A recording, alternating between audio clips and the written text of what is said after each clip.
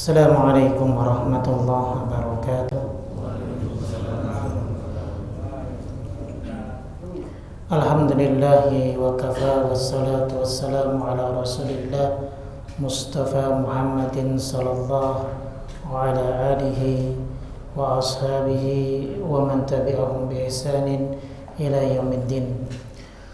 Allahumma alimna ma yanfa'una wanfa'na bima 'allamtana wa zidna ilma wa arinal haqqa haqqa warzuqna ittiba'ah wa arinal batila batila warzuqna ijtinabah. Amma ba'd. Ikhwatal kiram jamaah rahimakumullah. Alhamdulillah, puji syukur kita panjatkan kepada Allah Subhanahu wa taala yang senantiasa melimpahkan nikmat, karunia dan hidayahnya kepada kita semua. Salawat dan taslim tak lupa kita junjungkan kepada Nabi kita Muhammad sallallahu alaihi wasallam serta para sahabat beliau dan orang-orang yang istiqamah menjalankan sunnah beliau. Taib ikhwatal kiram jamaah rahimakumullah, kita akan lanjutkan bahasan kita tentang masalah wudu dalam kitab Sahih Fiqh Sunnah ala Arba'ah al-Madahib yang dikarang oleh Abu Malik Kamal Sayyid, di mana pertemuan kita yang lalu sebelumnya ya, kita sudah membahas terakhir tentang perkara-perkara yang dapat membatalkan wudu. Maka kita akan lanjutkan di pembahasan yang berikutnya, yaitu tentang umurun la tanqudul wudu, yaitu perkara-perkara yang tidak membatalkan wudu. Tayyib jamaah sekalian rahimakumullah. Jadi ada beberapa perkara yang sebagian kaum muslimin menganggap bahwa itu dapat membatalkan wudu. Tapi memang beberapa para fuqaha ataupun ahli fikih pun memiliki pandangan yang demikian. Akan tetapi nanti kita coba melihat apakah pandangan yang sedikit ini dalil-dalil mereka bisa menguatkan pandangannya ataupun justru sebaliknya mereka dikalahkan ataupun dilemahkan dengan beberapa dalil-dalil yang kuat menurut mayoritas para ulama. Tayyib diantaranya adalah terkait dengan lamsur rajuli al-mar'ah biduni ha'ilin, yaitu laki-laki yang memegang perempuan tanpa ada pembatas. Nah, ini dibagi 3 pandangan para ulama. Yang pertama adalah bahwa laki-laki yang memegang perempuan ya, ataupun sebaliknya itu naqidun lil wudu'i mutlaqan, dia membatalkan wudu mutlak ya, secara mutlak wudunya batal. Ini mazhabnya Asy-Syafi'i dan disepakati oleh Imam Ibnu Hazm Adz-Dzahiri rahimahumullah ta'ala. Jika dari kalangan para sahabat, maka pendapat ini adalah merupakan pendapatnya Ibnu Mas'ud dan juga Ibnu Umar ya, dari Ibnu Mas'ud dan Ibnu Umar. Sekali lagi bahwa mereka yang berpandangan bahwa menyentuh perempuan itu membatalkan wudu, ini dari kalangannya madhabnya Imam Syafi'i dan juga Imam Ibnu Hazm Adz-Dzahiri. Begitu. Kemudian yang kedua ya, pendapat yang kedua adalah annahu la yanqudu mutlaqa, tidak membatalkan secara mutlak.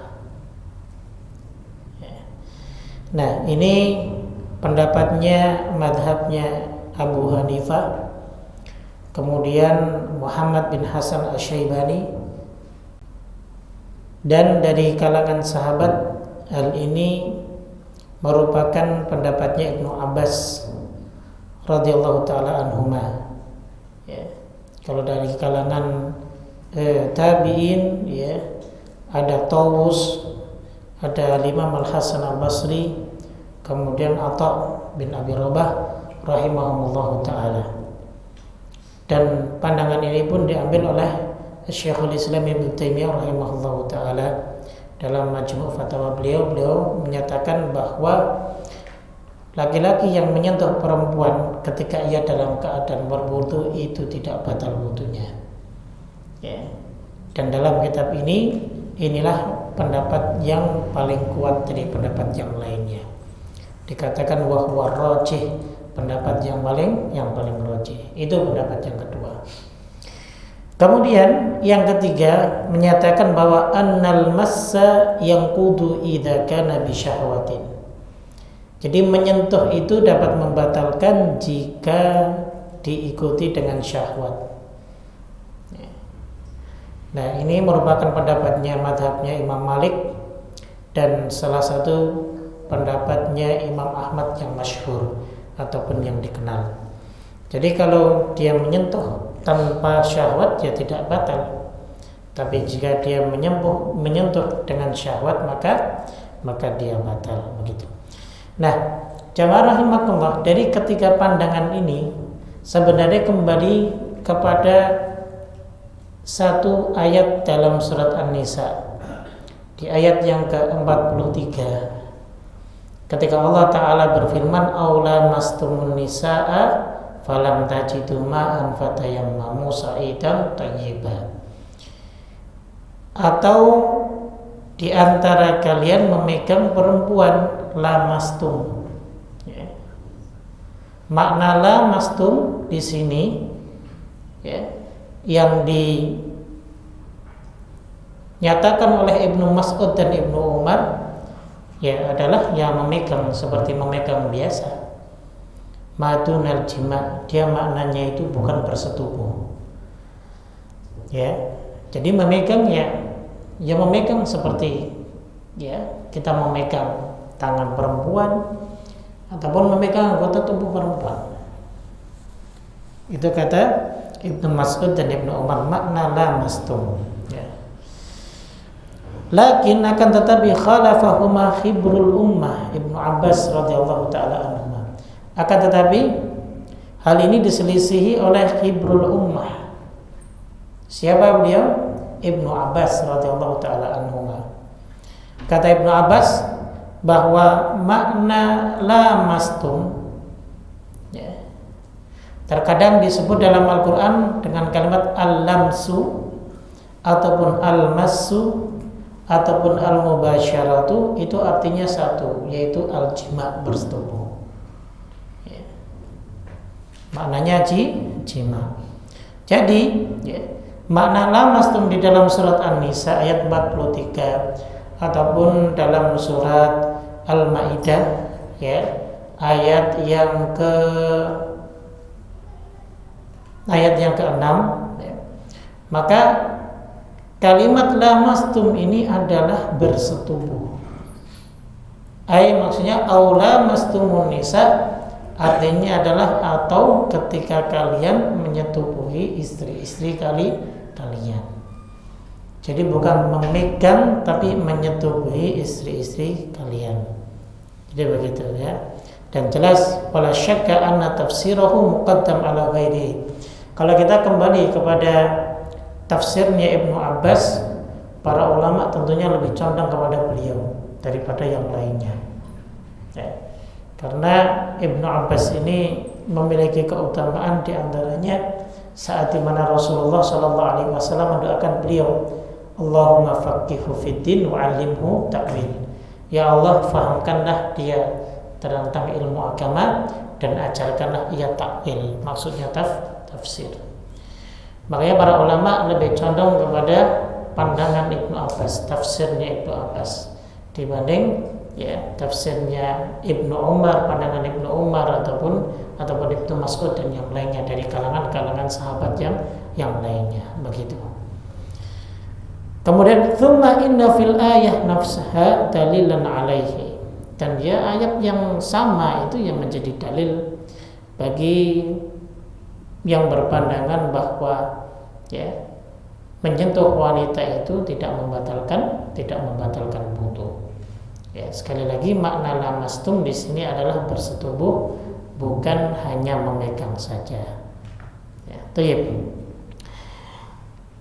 Jamaah sekalian rahimakumullah.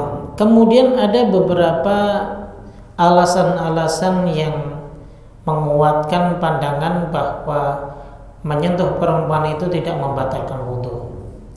Di antaranya pertama hadis Aisyah radhiyallahu taala anha, ketika beliau menuturkan pernah suatu waktu beliau ini kehilangan Rasulullah Shallallahu Alaihi Wasallam. Saat tidur kok bangun-bangun malah di malam hari nggak ada Rasulullah. Ya. Maka saat itu Aisyah mencari beliau Shallallahu Alaihi Wasallam, ya, dan mendapatinya Nabi Shallallahu Alaihi Wasallam sedang berada di masjid. Saat itu Aisyah sempat memegang kedua kaki beliau Shallallahu Alaihi Wasallam. Andaikan ya menyentuh wanita itu membatalkan wudu, tentunya saat itu Nabi Shallallahu Alaihi Wasallam membatalkan sholatnya. Itu yang pertama dalilnya. Ya. Kemudian ya dalil yang kedua masih tentang Ummul Mukminin Aisyah radhiyallahu taala anha. Ketika beliau menuturkan kuntu anamu baina yaday Rasulillah sallallahu alaihi wasallam. Suatu waktu aku pernah tidur ya, bersama Nabi sallallahu alaihi wasallam. Ya. Ketika itu Nabi sallallahu alaihi wasallam bangun malam, wa rijlayya fi qiblatihi, dan kedua kakiku itu berada di kiblatnya Nabi sallallahu alaihi wasallam, di depannya Nabi sallallahu alaihi wasallam. Fa'idha sajada ghammazani faqabadat rijli, ya, ataupun rijlayya, ya. Ketika beliau sujud maka beliau menyingkirkan kedua kakiku.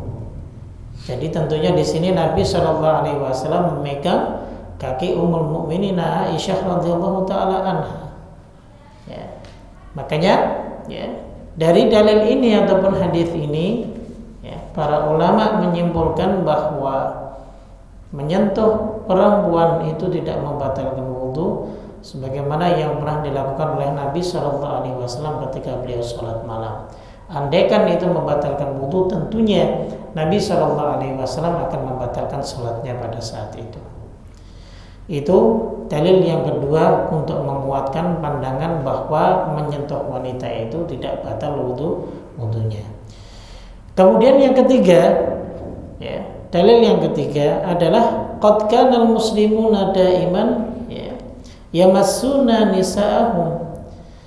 Jadi kaum muslimin ya, secara umumnya lah, terkadang mereka itu sering memegang istri-istri mereka. Ya, baik itu disengaja maupun tanpa disengaja, dan dia dalam keadaan sudah berwudu. Wa ma nukila ahadun anhu annahu kana ya'murul muslimina bil wudu'i min dzalik. Dan tidak satupun ada nukilan bahwa Nabi Shallallahu Alaihi Wasallam memerintahkan mereka untuk berwudu kembali. Wala nukila anis sahabati ala hayatihi annahu tawadda'a min dzalik. Dan juga tidak pernah dinukil dari para sahabat radhiyallahu taala anhum dalam kehidupan mereka sehari-hari, ya seringnya mereka menyentuh istrinya, ya bahkan tidak menyentuh. Ada di antara mereka yang mencium kening istrinya, mencium pipi istrinya, dan itu tidak dinukil bahwa perbuatan tersebut dapat membatalkan wudunya. Ya, begitu ya. Bahkan di sini disebutkan, lebih ditegaskan, ya. Bal qad nukila anhu fi sunan, bahkan dinukilkan dalam sunan, maksudnya di sini adalah Sunan Abu Dawud dan Nasa'i ya. Itu menyebutkan satu riwayat annahu kana yaqbalu ba'da nisa'ihi wa la yatawadda, bahwa Nabi Shallallahu Alaihi Wasallam terkadang mencium istri-istri beliau dan beliau tidak berwudu kembali. Ya. Meskipun hadis ini ya masih diperselisihkan tentang kesahihannya, tapi la khilafa annahu lam yanqul anhul wudu' minal mas. Ya, tapi tidak diragukan lagi, tidak ada perselisihan bahwa tidak pernah ada nukilan bahwa harus berwudu setelah menyentuh perempuan ataupun khususnya para istri-istrinya. begitu ya. Nah, ini sebagaimana yang disebutkan oleh Syekhul Islam Ibnu Taimiyah rahimahullahu taala. Kemudian wa amal qawlu bin naqdi bi syahwatin wa adamihi biduniha wala burhana alaih. Adapun pendapat yang menyatakan bahwa batal wudunya jika dengan syahwat ya, dan tidak batal jika tidak dengan syahwat, maka di sini fala burhana alaihi, tidak ada satu petunjuk pun terkait masalah ini. Artinya pandangan ini ya pandangan-pandangan yang tidak bisa dianggap ya. Yang masih jadi permasalahan adalah antara menyentuh itu batal secara mutlak atau tidak batal secara mutlak ya. Dan yang terakhir ya, kita bisa simpulkan jika kita melihat dari beberapa dalil yang ada, maka kita bisa menyimpulkan bahwa menyentuh perempuan ya itu tidak membatalkan wudu. Akan tetapi jika menyentuh perempuan disengaja ya, dan dia bukan mahram kita, maka ini yang menyebabkan berdosa. Bukan membatalkan wudu, tapi menyebabkan dosa karena dia bukan mahram kita. Intinya begitu. Nah, andaikan pun sebagian dari kita tetap berpegang dengan pandangannya madhabnya Imam Syafi'i yang dirujukkan dari pendapatnya Ibnu Mas'ud dan Ibnu Umar, ya silahkan. Demi kehati-hatiannya ya, demi kehati-hatiannya. Cuma sekali lagi tadi bahwa hal tersebut ya hanya dilihat secara makna zahirnya saja. Memang secara zahir itu makna lamastum itu adalah memegang. Cuma kalimat massa itu sering dipakai oleh orang-orang Arab untuk menyebut ya ketika mereka berjima ataupun bersetubuh begitu saja. Ya, wallahu taala a'lam bishawab. Itu yang pertama yang dianggap oleh sebagian para ulama bahwa menyentuh wanita itu membatalkan wudu. Taib jamaah sekalian rahimakumullah. Kemudian yang kedua, perkara yang tidak membatalkan wudu adalah khurujud dammi min ghairil makhrajil mu'tad. Jadi keluarnya darah selain dari tempat keluarnya secara umum. Maksudnya ke tempat keluarnya yang biasa ya dinyatakan bahwa darah itu adalah darah kotor ataupun darah najis sehingga dapat membatalkan wudunya. Sawa'un kana bijarahin au hijamah ya, baik itu dia keluarnya disebabkan karena luka ataupun hijamah berbekam, qalilan au katsiran, baik itu sedikit maupun banyak, maka ini dianggap tidak membatalkan wudu. Ini merupakan pandangan yang paling tepat dari dua pendapat kalangan para ulama. Dan ini pula pendapat yang diambil oleh madhabnya Imam Syafi'i dan Imam Malik begitu.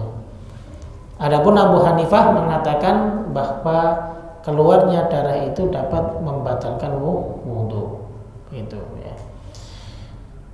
Kemudian ada pandangan lain di sini madhabnya Hanabilah, Imam Ahmad, idza kana damu katsiran, jika darahnya yang keluar banyak batal ya. Tapi jika yang keluar sedikit tidak membatalkan wudu. Tapi yang jelas wal awwalu arjah, pendapat yang pertamalah yang paling kuat dari pendapat yang lainnya begitu. Kenapa demikian? Di sini disebutkan alasannya. Pertama, anal ahaditsa allati tujibul wudu minhu la yasihu minha syai', bahwa hadis-hadis yang menyebutkan wajibnya untuk berwudu ketika darah itu keluar, maka tidak ada yang sahih satupun. Yang kedua adalah anal asla al-bara'ah, asli hukum dari segala sesuatu itu adalah al-bara'ah, berlepas diri ya. Wal mutawaddi'u wudu'an sahihan la yanqudu illa binasin aw ijma'. Jadi seorang yang sudah berwudu dengan wudu yang benar itu tidak dapat dinyatakan bahwa wudunya itu batal kecuali dengan nas ataupun dalil yang jelas ataupun kesepakatan yang jelas oleh para ulama. Tidak ada kesepakatannya. Itu yang kedua. Kemudian ya, alasan yang ketiga apa? Alasan yang ketiga terkait dengan hadis yang dituturkan oleh Jabir bin Abdullah. Ketika perang Dzatul Riqa, Rasulullah SAW pernah nge-camp dengan para sahabatnya, pasukan kaum muslimin. Pada saat itu yang menjadi tugas untuk berjaga malam itu adalah Abbad bin Bishr dan Amr bin Yasir radhiyallahu taala anhuma. Nah, keduanya itu sepakat pada malam itu ya untuk bergiliran berjaga. Yang satu istirahat dulu, yang satu berjaga. Nah, saat itu yang pertama berjaga itu adalah Abbad bin Bishr radhiyallahu taala anhu. Maka beliau manfaatkan untuk sholat malam ketika itu. Ketika sholat malam, ternyata ada orang Yahudi yang mengintainya dan dipanahlah Abbad bin Bishr saat sholat. Hingga beberapa kali dipanah, sehingga ketika sholatnya selesai ia baru terasa bahwa dirinya telah dipanah. Ya, sebelumnya memang sudah terasa, tapi kata dia bahwa aku tidak ingin untuk memutus sholatku karena saat itu aku sedang membaca ayat-ayat yang di situ menyenangkan bagi diriku. Bayangkan, ya, inilah keadaan ibadahnya para sahabat. Hingga sebegitu khusyuknya meskipun dipanah, kan sakit orang dipanah. Dan itu bukan sekali, dua kali dipanah, tapi lebih dari 2 kali. Dia baru merasakan sakitnya ketika selesai sholat. Kemudian dia membangunkan Amr bin Yasir radhiyallahu taala anhu. Kaget Amr bin Yasir, tadi kamu nggak bangunkan saya. Kata dia bahwa kuntu fi suratin aqra'uha falam uhib an aqta'aha.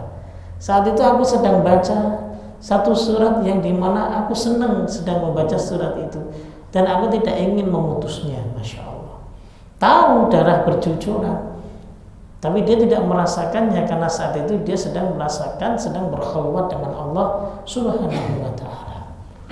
Nah, andaikan itu darah dapat membatalkan sholatnya, ya, ataupun andaikan itu darah dapat membatalkan wudunya, pastinya kan sholatnya batal. Dan sahabat Abbad bin Bishr tentunya akan membatalkan sholatnya. Nah, ketiga dalil ini ya memperkuat pandangan ataupun pendapat yang pertama yang menyatakan bahwa keluarnya darah selain dari tempat yang biasa keluar itu tidak membatalkan wudu. Wallahu taala a'lam bishawab. Baik. Kemudian yang ketiga, perkara yang tidak membatalkan wudu adalah al-qai' wa nahwuhu, yaitu muntah dan yang sejenisnya. Di sini disebutkan wa madzhabul ulama'i fi hadhil mas'alati kama dzahibihim fi khuruji dami tamaman. Ya. Jadi madhab para ulama dalam permasalahan ini ya sama seperti madhab mereka terkait masalah keluarnya darah. Sama. Waswabu annahu la yanqudul wudu, dan yang benar adalah tidak membatalkan wudu. Kenapa? Li adami sihhati syai' minal adillati fi ijabihi. Disebabkan karena apa? Karena tidak adanya dalil yang sahih. Ya. Tidak adanya satu dalil pun yang sahih yang mengharuskan ketika seseorang muntah kemudian dia berwudu. Dan yang kedua, sekali lagi, wali anal asla al bara'ah, asli segala sesuatu itu adalah berlepas diri. Artinya bara'ah berlepas diri maksudnya ya asli segala sesuatu hukumnya apa? Hukumnya suci. Ataupun kalau dalam masalah batal atau tidak batalnya ya bara'ah maknanya di sini adalah tidak batal. Ya, kecuali ada dalil yang sahih. Sekali lagi. Wa amma hadithu Ma'dan bin Abi Talhah an Abi Darda, adapun hadisnya Ma'dan, ada hadisnya Ma'dan bin Abi Talhah dari Abu Darda radhiyallahu taala anhu ketika menyebutkan peristiwa saat di mana Nabi SAW suatu waktu pernah muntah. Fa'aftara fatawaddu'a, kemudian beliau berbuka dan kemudian setelah itu beliau berwudu. Nah, ini hadis diriwayatkan oleh Imam Tirmidzi, Abu Dawud. Nah, di sini disebutkan fala raiba fi annahu la yufidu wujubal wudu' minal qai' di annahu mujarradu fi'lin. Hal ini tidak diragukan lagi bahwa hadis ini tidak memberikan faedah untuk wajibnya berwudu. Artinya apa? Wudunya tidak batal. Kenapa? Karena mujarradu fi'lin, hanya perbuatan Nabi sallallahu alaihi wasallam. Faghayatuhu an yadulla 'alal istihbab, dan tujuannya mungkin menunjukkan bahwa ini hanya dianjurkan saja. Begini jamaah sekalian rahimakumullah, terkait dengan masalah hadis ya. Hadis itu kan ada yang sifatnya qauli, ada yang sifatnya fi'li ya. Qauli itu ucapan, fi'li itu perbuatan. Atau ada yang sifatnya takriri, ketetapan Nabi SAW. Ada yang sifatnya sifati. Sifati itu adalah sifat-sifatnya Nabi, baik sifat dari sisi khuluqiyah, jasadnya Nabi, ya, bentuknya Nabi, ataupun khuluqiyah, akhlaknya Nabi SAW. Nah, kalau dalam maratibu ashahil hadis, dalam mensahihkan dan menguatkan hadis itu, antara qauli dan fi'li itu lebih didahulukan qauli, lebih didahulukan ucapan Nabi SAW dibanding perbuatan. Begitu. Artinya terkadang ketika Nabi melakukan sesuatu bukan berarti itu harus dilakukan oleh para sahabat-sahabatnya dan kaum muslimin yang lainnya. Bisa jadi itu hanya fi'il ataupun perbuatan beliau secara pribadi saja. Tapi kalau sudah qauli, ucapan, perintah, kemudian anjuran, itu sudah jelas. Berarti kita sebagai umat beliau sallallahu alaihi wasallam harus melaksanakan apa yang beliau perintahkan dan apa yang beliau anjurkan. Ya, makanya di situ ya, kita harus paham juga tentang kata maratibu as-sahih hadis. Ya, yaitu tertibnya mana yang harus didahulukan antara perbuatan ataupun ucapan Nabi Shallallahu Alaihi Wasallam. Makanya di sini sebagai ibrah ataupun pelajaran buat kita tentang hadis yang barusan kami sampaikan, bahwa ketika Nabi pernah mutah kemudian beliau berbuka dan beliau berwudu, ini bukan berarti ya mutah itu membatalkan wudu. Tapi ini mungkin hanya perbuatan Nabi Shallallahu Alaihi Wasallam, beliau hanya menginginkan saja melakukan hal tersebut. Nah begitu ya. Nah ini perlu difahami juga ya. Dan terkadang orang yang nggak paham, yang nggak pernah belajar hadis, yang nggak pernah belajar fikih dan mustalahnya, ya dia asal baca saja tidak bisa mempertimbangkan terkait masalah ini. Ya. Asal ini hadis sahih, hadis dhaif, ya. Ada hadisnya begini, nggak bisa kita lihat dahulu, pertimbangkan. Ya, makanya berbeda orang yang belajar hadis dengan mustalahnya, belajar fikih dengan usul-usulnya itu berbeda. Ya, mengajarkannya ya, dengan mereka orang-orang yang hanya membaca kitab fikih saja, tidak paham tentang masalah usuliyah. Ya, jadi begitu. Wallahu taala alam bishawab. Baik, jamaah sekalian rahimakumullah. Kemudian yang berikutnya, yang keempat terkait dengan perkara yang tidak membatalkan wudu adalah al-qahqahatu fi sholati aw kharijiha, yaitu tertawa terbahak-bahak di dalam sholat ataupun di luar sholat. Ini tidak membatalkan wudu ya. Antum tertawa, mau tertawa sekeras apapun, ya paling itu masuknya ke dalam kategori masalah adab. Ya. Kalau ada orang yang sering-sering tertawa, ya kata Imam Ibnu Qayyim rahimahullah ta'ala, itu bisa menandakan hati seseorang tersebut sedang sakit, atau ya, yang lebih parah lagi menandakan hati seseorang tersebut mati. Karena Nabi tidak pernah tertawa sampai terbahak-bahak. Hanya ketika beliau tertawa hanya beberapa giginya saja yang terlihat. Kalau kita kan enggak. Kalau sudah bercanda, bukan gigi serinya saja yang kelihatan, bahkan sampai dalamnya kelihatan gitu ya. Ini yang tidak pernah mencontoh Nabi SAW. Nah itu, jadi tertawa terbahak-bahak di dalam sholat maupun di luar sholat itu tidak membatalkan wudhu. Membatalkan sholat iya, tapi tidak batal wudhunya. Di sini disebutkan ajma'a ahlul ilmi ala anna dhahika fi ghairi sholati la yanqudu taharah wa la yujibu wudhu'an. Bahwa para ahlul ilmi sepakat ya, tertawa di luar sholat itu tidak membatalkan kesucian wudhu kita ya, ataupun tidak membatalkan wudhu kita, dan tidak wajib untuk berwudhu. Wajma'u ala anna dhahika fi sholati yubtilu sholat, dan mereka sepakat bahwa tertawa di dalam sholat itu dapat membatalkan sholat iya.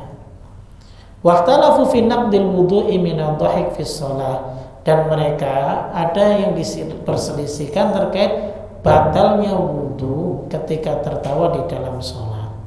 Ternyata ada sebagian yang berpendapat bahwa kalau dia tertawanya saat sholat itu tidak hanya sholatnya saja yang batal, tapi wudhunya pun ikut batal. Begitu. Ini seperti pendapatnya Abu Hanifah dan juga mereka para ashabur ra'yi. Mereka orang-orang yang memiliki ra'yun ya, akal ya, ahlu aklin ya. Kemudian Ats-Tsauri dan Imam Tsauri, wal Hasan yang dimaksud di sini adalah Hasan Al-Basri, wan Nakhai dan Imam An-Nakhai rahimahumullah taala ya. Hujah mereka apa? Hadits munqati' la yathbut. Mereka mengambil satu hadis yang munqati'. Apa itu hadis munqati'? Hadis yang terputus. Terputus apanya? Terputus sanadnya. Jadi ada perawi yang tidak tersambung ke perawi yang sebelumnya.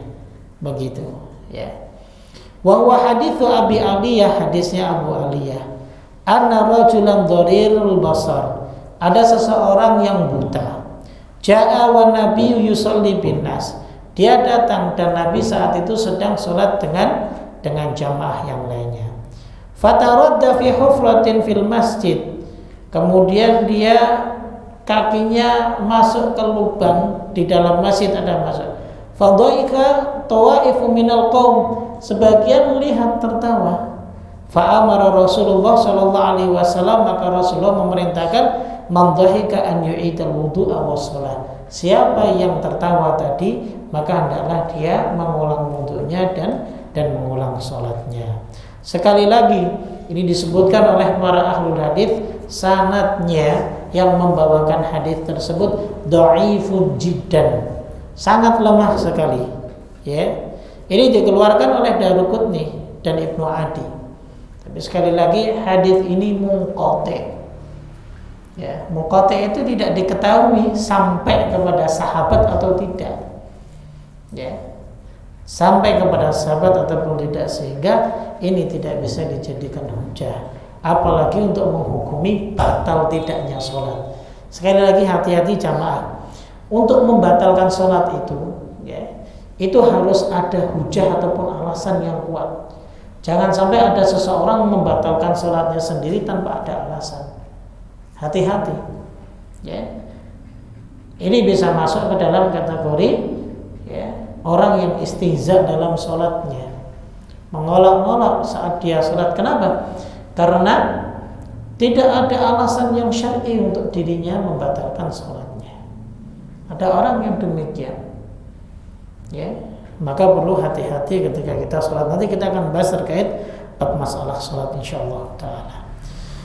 Nah begitu. Jadi sekali lagi, ini hadis la aslalahu, tidak bisa dijadikan hujah ataupun alasan untuk ya menghukumi bahwa orang yang ketika sholat kalau kemudian dia tertawa terbahak-bahak, tidak hanya sholatnya saja yang batal, tapi wudunya pun ikut batal. Wallahu a'lam bishawab. Baik. Kemudian yang kelima ya, perkara yang tidak membatalkan wudu adalah taksilul mayyit wa hamluhu, yaitu memandikan mayit dan membawa mayit tersebut. Ya.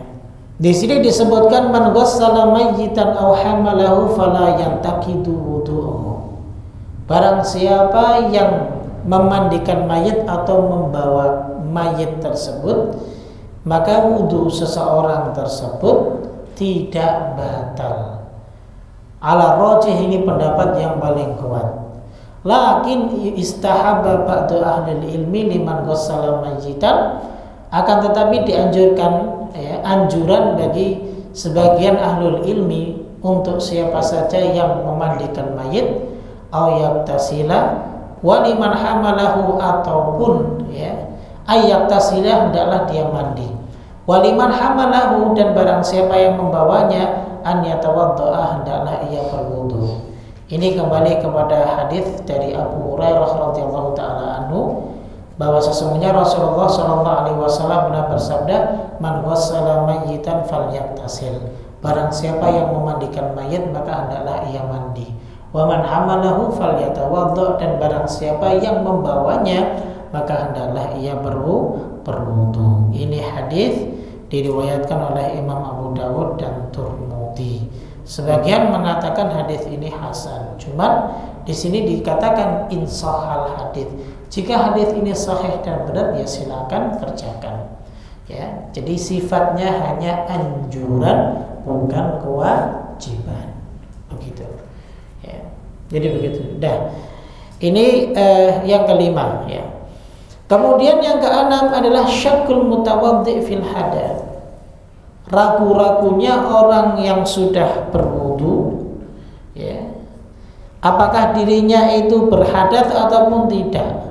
Nah ini terkadang ada orang yang dia sudah wudu, sudah rapi, tadi buang gas nggak ya? Oh tadi saya buang air kecil lagi nggak ya?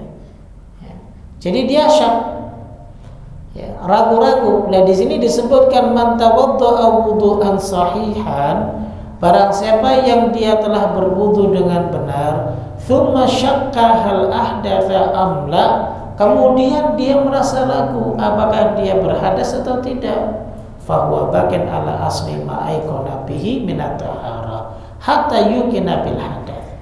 Maka yang tersisa pada dirinya harusnya apa?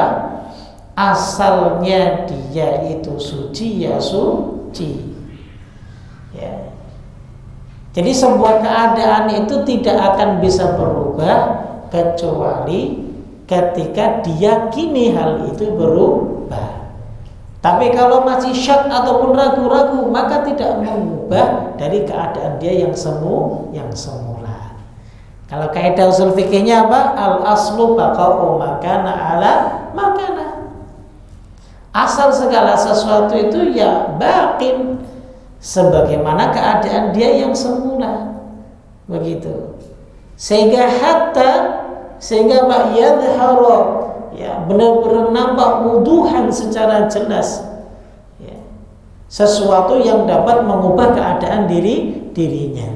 Kalau tidak, ya maka tetap dia dalam keadaan suci. Begitu.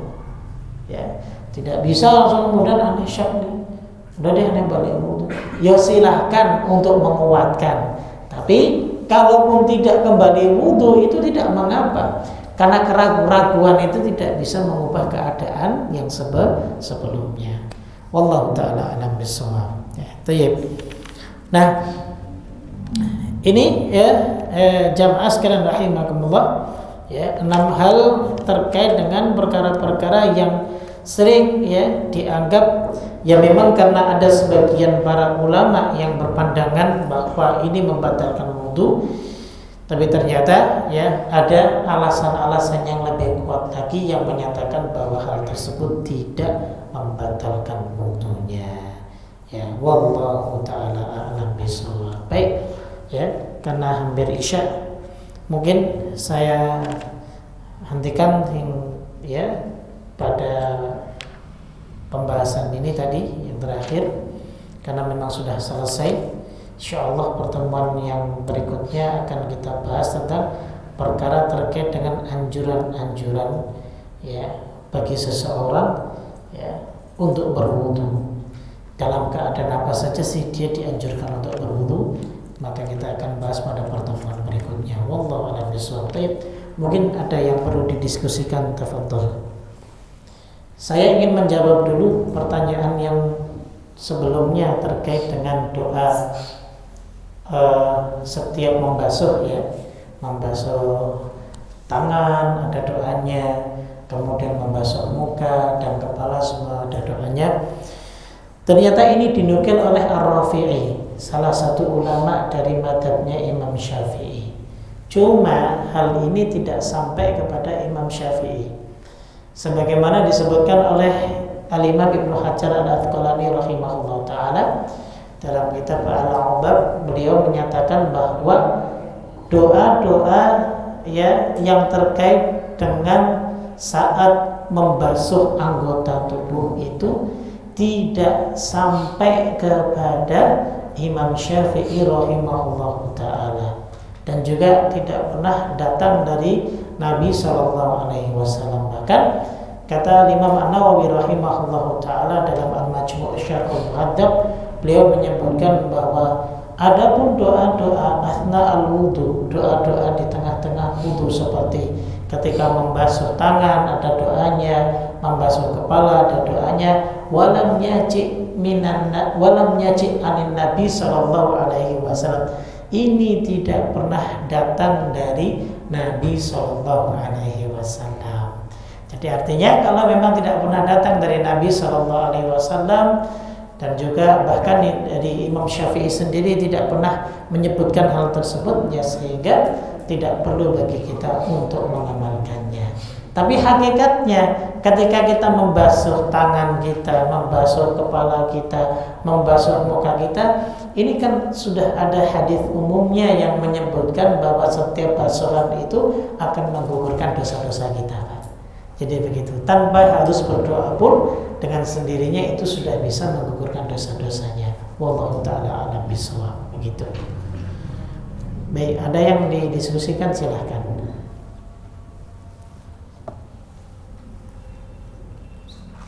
Silakan. Ini kan perkara yang tidak membatalkan wudu, Ustaz, ya. Kalau misalnya ada keadaan yang mana nih orang tersebut udah agak keluar, cuman badannya juga besar, tapi dia setiap wudu nih wudu, Ustaz. Tapi pas lagi sholat kadang keluar air kayak air kecil gitu, Ustaz. Itu termasuk bisa membatalkan wudu, Ustaz? Tayyib. Jika seandainya itu kalau dalam istilah fikih disebut ya sulusul baul, orang yang tidak bisa menggantikan air kencingnya karena sakit, maka hal tersebut tidak membatalkan wudunya kalau memang dalam keadaan demikian. Karena ada orang yang punya penyakit begitu, Pak, ya, baru sholat ataupun baru wudu ada yang keluar, dan itu tidak jarang, malah sering keluarnya. Maka kalau seperti itu kita kembali kepada pembahasan kita yang pertama terkait dengan masalah hal-hal yang najis, ya, perkara-perkara yang najis, ya. Di antaranya adalah air kencing. Nah, bagaimana jika ada air kencing yang terus keluar dan dia sudah dalam keadaan berwudu? Maka di situ disebutkan oleh para ulama, ya, cukup dengan dia ciprati kemaluannya dan juga ciprati pakaian dalamnya, maka meskipun ada yang keluar itu tidak membatalkan wudunya. Wallahu a'lam bishawab. Tapi kalau memang keluarnya sering-sering banyak, maka dipempersin itu sudah cukup, enggak apa-apa. Gunakan untuk sholat. Seperti orang yang mengeluarkan darah istihadah, ya, istihadah. Maka yang keluarkan darah itu darah segar. Dan orang yang mustahadah itu, perempuan yang mustahadah yang mengeluarkan darah selain darah nifas dan darah haid, maka itu tetap wajib sholat. Nah, caranya bagaimana? Ya, caranya dia, kalau orang dulu disumpel pakai kain, kalau sekarang sudah ada pampersnya, ya, sudah ada softtek-nya istilahnya. Pakai softtek ditutup, meskipun dia keluar maka tetap masih dibolehkan untuk puasa ataupun sholat juga, dia tetap harus sholat. Begitu, ya. Wallahu a'lam bishawab. Nah, bagaimana kalau orang yang tubuhnya bertato, bagaimana dengan mengain sendiri? Tayyib. Tato merupakan perbuatan dosa. Bahkan terlaknat orang yang bertato maupun orang yang menato. Akan tetapi perbuatan dosa itu jika sudah dia bertobat kepada Allah Subhanahu wa taala, lalu kemudian dia benar-benar mengakui bahwa itu perbuatan dosa, maka setelah itu fattaqullaha mastata'tum. Bertakwalah kepada Allah semampu kita. Andaikan tubuh kita masih banyak tatonya, ya semampu kita, karena kita sudah tobat kepada Allah. Kemudian saat dimana kita berwudu, kan di situ nanti air wudunya tidak masuk ke dalam, kita serahkan kepada Allah, karena kita sudah bertobat kepada Allah. Ya, Allah tidak akan membebani kesulitan buat kita kok bagi hamba-hambanya yang benar-benar sudah tobat. Kan begitu. Ya. Jadi jangan dipermasalahkan kemudian saya bertato gimana ini, ataupun orang yang melihat dia bertato, nggak usah sholat ente. Seenaknya saja menyatakan sah tidaknya sholat seseorang. Ya, butuh dalil. Ya. Andaikan bisa dihapus, monggo dihapus. Kalau tidak bisa justru menyakiti dirinya, tidak perlu dihapus. Cukup beristighfar kepada Allah, perbanyak berbuat baik, perbanyak amal saleh, kemudian kita tebus dosa kita dengan perbuatan-perbuatan baik tersebut. Sebagaimana hadis Nabi sallallahu alaihi wasallam, ya, wa atbi sayyi'atal hasanata tamhuha. Dan hapuslah perbuatan burukmu itu dengan kebaikanmu, sehingga itu akan menghapusnya. Ya. Innal hasanat yudhibna as-sayyi'at. Kebaikan itu akan menghapus keburukan. Jadi begitu, Pak. Ya, tidak mengapa, jangan berkecil hati bagi yang dulu mungkin berada di kupangan maksiat, pernah bertato. Nanti wudu saya bagaimana? Anda sudah berwudu selesai. Kalau Anda mampu menghapus, hapus. Kalau tidak mampu, sudah serahkan kepada Allah. Karena Anda sudah bertobat kepada Allah Subhanahu wa taala. Begitu, Allahu a'lam bishawab. Enggak wajib untuk dihapus. Kalau memang sakit enggak wajib dihapus. Iya. Kalau Anda mampu, bismillah, silahkan dihapus. Karena yang dinilai itu dari tobatnya kita. Begitu, ya. Allah. Baik, cukup? Tak cukupkan? Subhanakallahumma wa bihamdik, asyhadu an la ilaha illa anta, astaghfiruka wa atubu ilaik. Assalamualaikum warahmatullahi wabarakatuh.